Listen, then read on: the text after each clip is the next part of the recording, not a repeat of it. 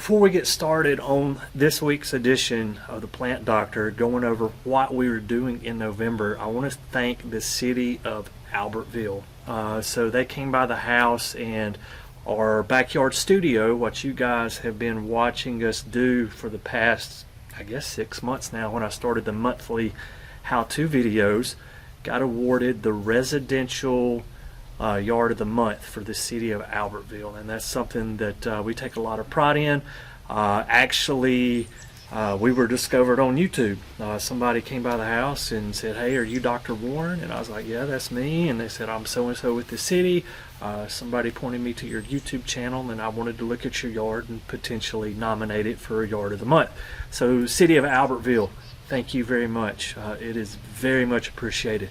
Let's get started with this week's edition of the Plant Doctor.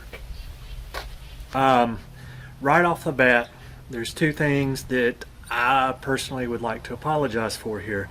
The first one is I did not do an October maintenance and how-to video. This is the November maintenance video, what I'm doing in my yard to maintain it and get it ready for next spring. The reason I didn't do that, so on September the 26th, I completed the Ironman triathlon. So if you're not familiar with Ironman, that is a 2.4 mile swim, a 116 mile bike ride, and a 26.2 mile run back to back to back.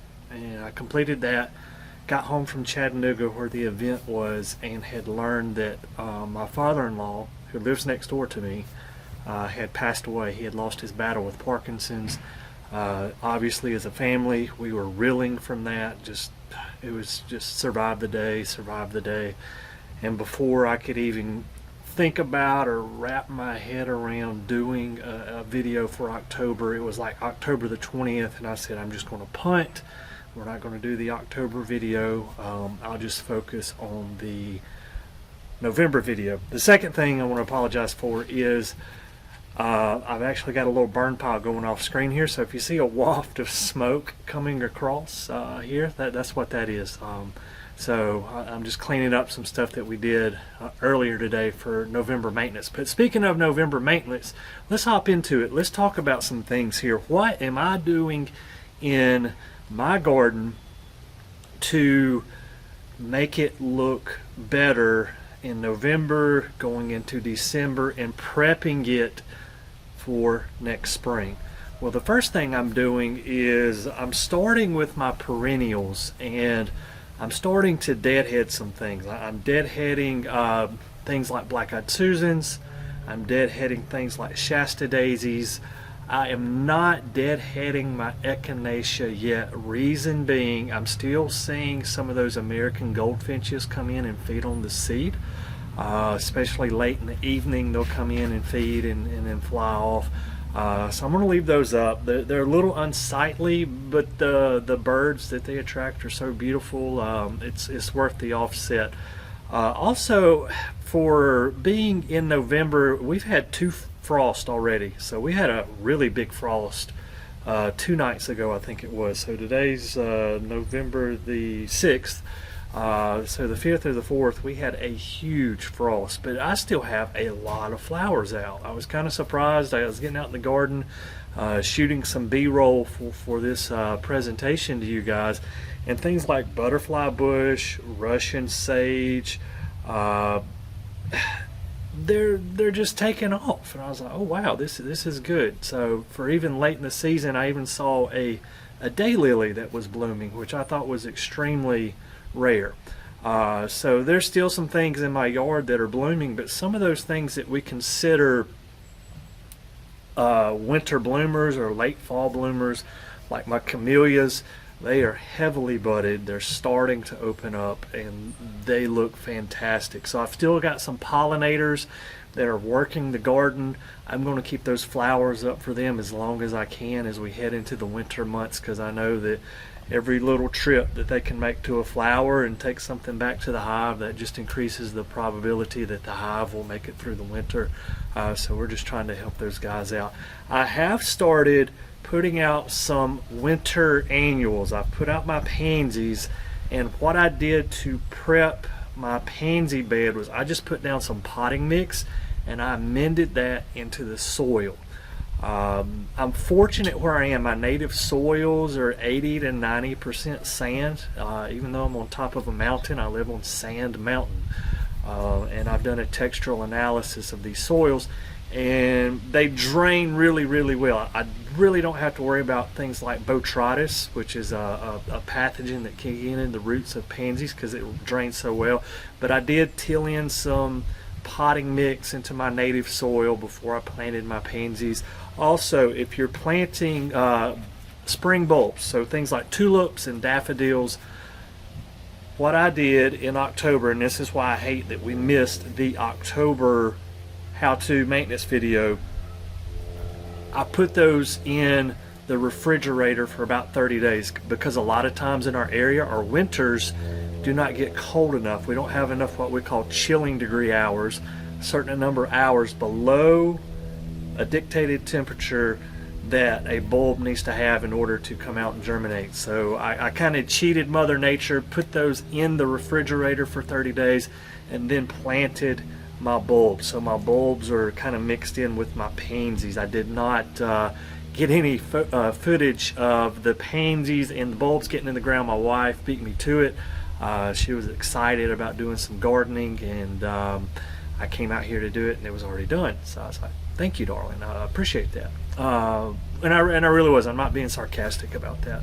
It was nice to have that done already. Other things that I'm doing. I've noticed some landscape companies are going around now and pruning things like hydrangeas, some of these deciduous plants that we have in the landscape. I have not started pruning hydrangeas yet. Reason being, I've got some beautiful flowers on hydrangeas right now. Yes, they're old, they're spent, but they're in that in-between phase of being solid white and brown. And they'll have a 2 or 3 week period there where they are like this gorgeous white pink color. So I'm going to leave those up. I will probably leave them up until they completely defoliate and then cut them back about knee high. So I have some limelights in the front. I have some oak leaf hydrangeas in the back, and I'm just going to leave those be for now. But once they defoliate, I'll cut those back then. Ornamental grasses are fantastic right now. If you have ornamental grasses in your garden, you probably see the plumes on them right now. So this is kind of the peak season for ornamental grasses. However, here towards the end of the month, especially going into December, I'll probably cut those back as well, about knee high. In terms of turf maintenance, if you haven't already put out your pre-emergents, go ahead and put out your pre-emergents on your turf. This year I used Simazine. So Simazine has post and pre-emergent qualities, and it's not too late to put out Simazine right now. So Simazine's really going to help with things like poana, henbent, some of those late winter, early spring weeds we see. You can throw chickweeds into that group as well. So if you put it out now, you're going to get that pre-emergent activation, but also in particular on your poas, you'll get some post-emergent kill on your poana grass as well. So it's not too late to go ahead and put out your pre-emergents on your turf if you haven't already put out your pre-emergents on your turf. Also, I'm beginning to put out pine straw in areas where I don't have tree cover. Along the back end of my property, I've got a lot of water oaks, and they're great shade trees. But the bad thing about water oak is they don't drop all their leaves at once. It's just this smattering here and a smattering there. So the areas that are not underneath those, I'm going to start to pine straw. And then as all the leaves are off the trees here, as we get into December and January, I'll start to pine straw some of those areas as well. If you want to do things like cut back your hostas you can probably go ahead and do that. I normally don't. I like to leave that vegetative foliage up as long as possible because you are getting sunlight captured by those leaves and they're going into the roots, so that's just more sugars to push up the foliage for next year. But if you wanted to go ahead and start pruning back things like hostas, any of your perennials, you can go ahead and do that as well. Folks, I hope that you have enjoyed this edition of the Plant Doctor. This is the November how-to maintenance, and until next time, happy gardening.